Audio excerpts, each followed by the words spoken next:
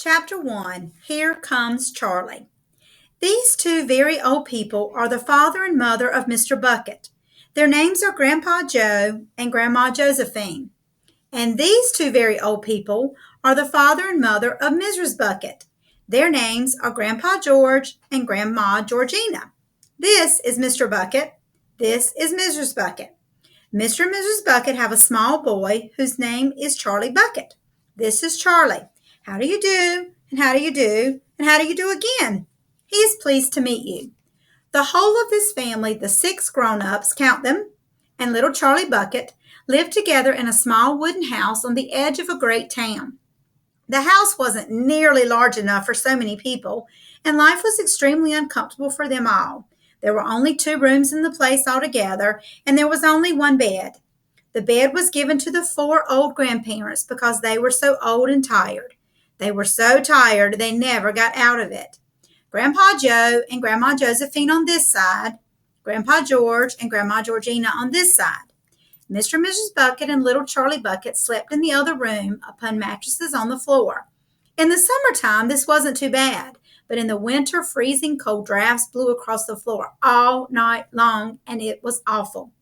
There wasn't any question of them being able to buy a better house or even one more bed to sleep in. They were far too poor for that. Mr. Bucket was the only person in the family with a job. He worked in a toothpaste factory where he sat all day long at a bench and screwed the little caps onto the tops of the tubes of toothpaste after the tubes had been filled. But a toothpaste cap screwer is never paid very much money, and poor Mr. Bucket, however hard he worked and however fast he screwed on the caps, was never able to make enough to buy 1/2 of the things that so large a family needed. There wasn't even enough money to buy proper food for them all. The only meals they could afford were bread and margarine for breakfast, boiled potatoes and cabbage for lunch, and cabbage soup for supper. Sundays were a bit better. They all looked forward to Sundays because then, although they had exactly the same, everyone was allowed a second helping.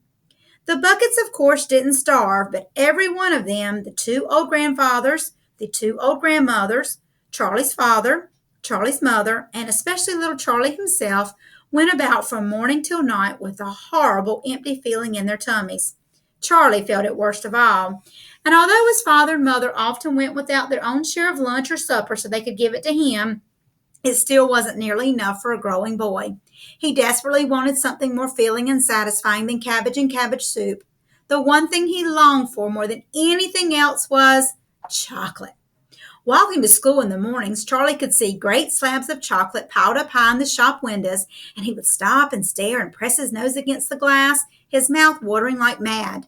Many times a day he would see other children taking creamy candy bars out of their pockets and munching them greedily, and that, of course, was pure torture.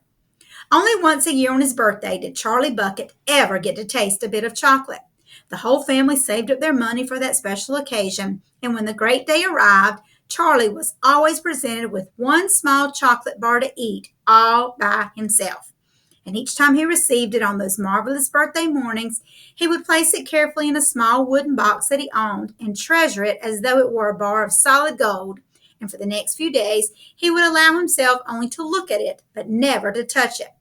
Then at last, when he could stand it no longer, he would peel back a tiny bit of the paper wrapping at one corner to expose a tiny bit of chocolate, and then he would take a tiny nibble, just enough to allow the lovely sweet taste to spread out slowly over his tongue. The next day he would take another tiny nibble, and so on and so on.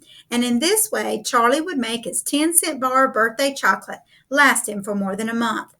But I haven't yet told you about the one awful thing that tortured little Charlie, the lover of chocolate, more than anything else.